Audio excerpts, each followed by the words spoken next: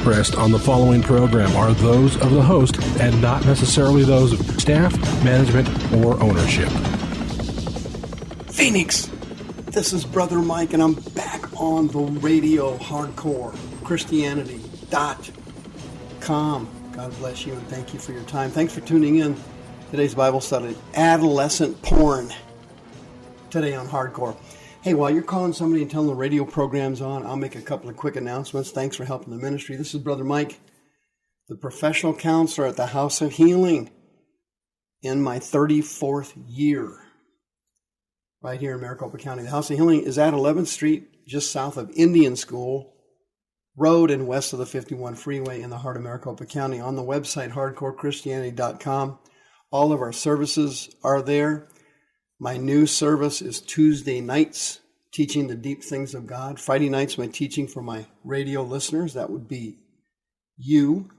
Wednesday night, Diane and Kelly will be having a service on child abuse and inner healing of wounds from childhood.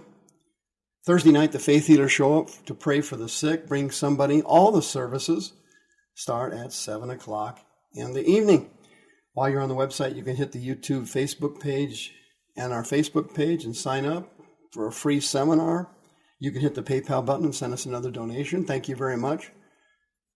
14 years I've been on the radio here in Arizona and have never been late on a radio payment. Thanks to you. May God bless you. All the radio programs are available 24/7 on soundcloud.com/hardcore-Christianity. Today's Bible study, adolescent porn. I found a very interesting research study, which was actually positive. It's out of the University of Calgary. Check this out. A new study authorized by the University of Calgary researchers in the Journal of Adolescence examines the pornography viewing habits of adolescents and observes the way in which religious attendance significantly tempers such actions. The study, conducted between 2003 and 2008, surveyed adolescents on their pornography usage between the ages of 13 up to age 24, young adulthood. And it shows that pornography consumption increases sharply with age, especially among males. However, these age-based increases in pornography viewing are decidedly lesser among those who attend religious services. Quote, we were able to determine that there's a barrier effect at play, wherein religious social control encourages adolescents to view less pornography over time, says Kyler Rasmussen, lead author of the study and a PhD student at the University of Calgary's Department of Psychology. This increase in pornography consumption as adolescents get older isn't as drastic among those who attend religious services. We can see that religious attendance is a factor in shaping the trajectories of pornography viewing in adolescence. Now, please remember that, of course, here in America, Christians here are incredibly weak. The vast majority of Christians here in America are useless, gutless, and spiritually bankrupt. Most of them are in hideous spiritual condition. As bad as it is here, believe it or not, it is worse in Canada. It's worse in Canada. Canada is a spiritual wasteland. So this survey is very significant. It says, Rasmussen adds, he says, quote, some might see it as a vindication of the role of religion in that it can shape the behavior of young adolescents in a positive way. So even these researchers in Canada see pornography as a detriment. It says, quote, the data collected for this project was obtained from the National Study of Youth and Religion, a research project spearheaded by sociology professors at the University of Notre Dame and University of North Carolina at Chapel Hill, the Tar Heels. A nationally representative telephone survey of almost 3,300 English and Spanish-speaking teenagers and their parents. It was designed to investigate the influence of religion and spirituality on America's youth.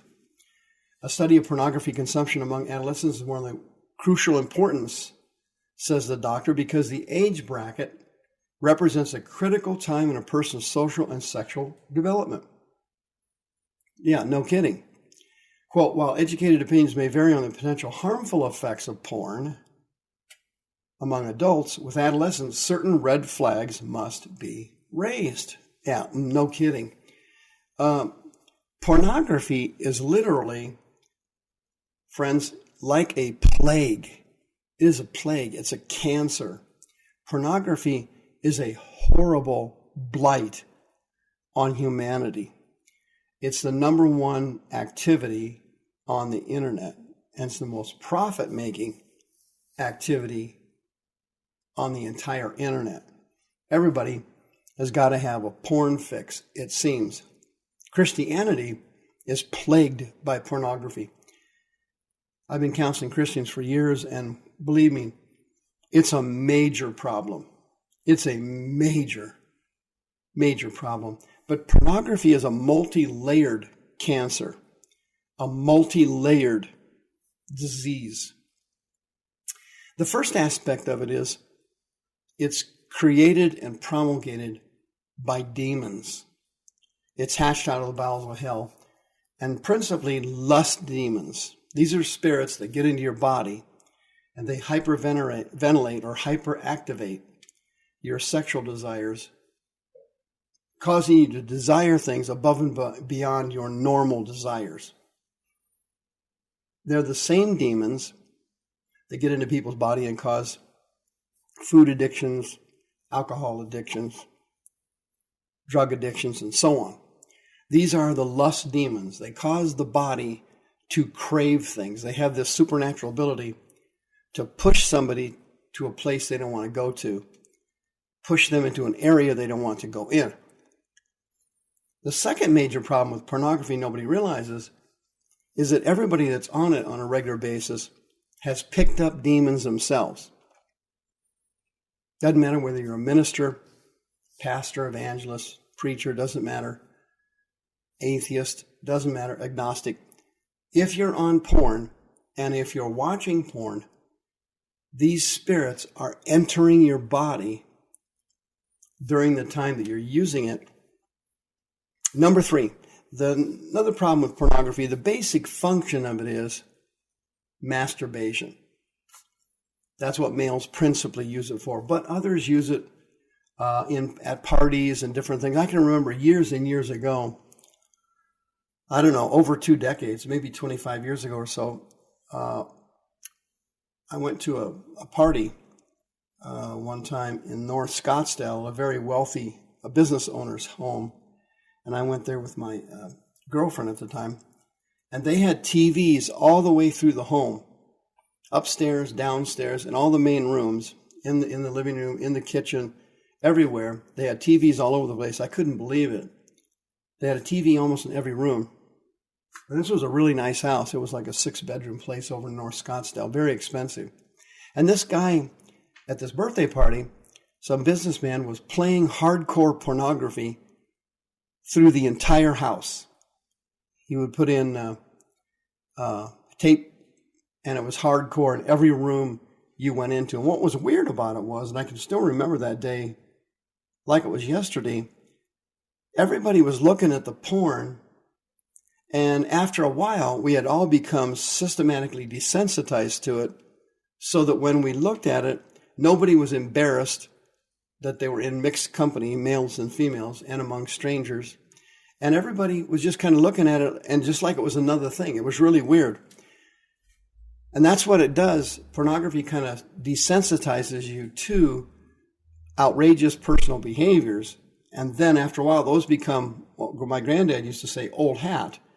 And then you need more and more and stronger stimulus to get the same effect out of it. Very similar to drugs. But here's the worst thing about it is some people use porn not for just masturbation purposes, but they use it to spice up their sex life with their live-in or their husband or their wife. And that is extremely dangerous, because when you do that, you are allowing unclean spirits to have legal rights to move into your home and attack you and attack your children. And many children have picked up lust demons because parents had porn in the house. Matthew chapter 5, Jesus highlights a real problem with it in that it is adultery. Adultery is the Greek word moikia. Moikia means heterosexual sex. If it's homosexual, if it's lesbian, if it's gay, that is fornication or porneia. Moikia is the Greek word for some kind of heterosexual sexual sin. Fornication, porneia, is the Greek word to cover any and all types of sin, including adultery. But Jesus said, I say to you that you have heard that it was said of them of old time, you shall not commit adultery. Greek word moikia, heterosexual sex. But I say to you that whoever looks on a woman to lust after her has committed moikia with her already in his heart. Epithumia is the Greek word for lust there. It means to have a strong passion for someone. Now remember, adultery in this verse doesn't mean you looked at someone and you found them attractive.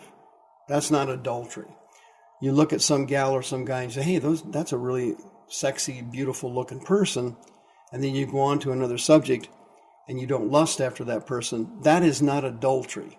Adultery must include the passions of the heart, yearning for that person, yearning and having desires about that person.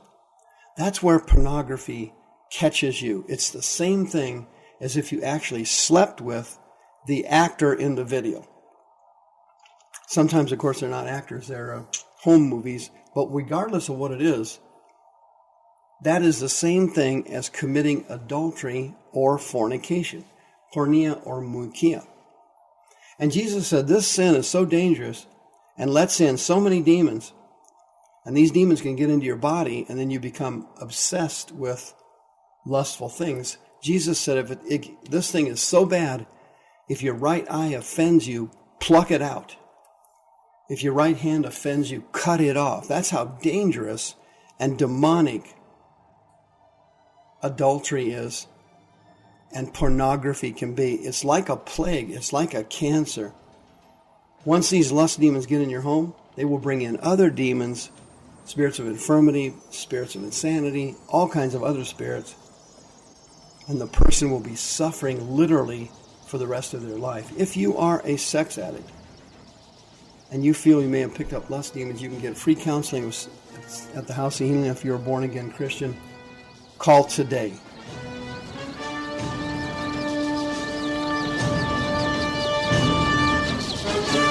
The views expressed on the preceding program are those of the host and not necessarily those of staff, management, or ownership. This program has been sponsored by Michael W. Smith.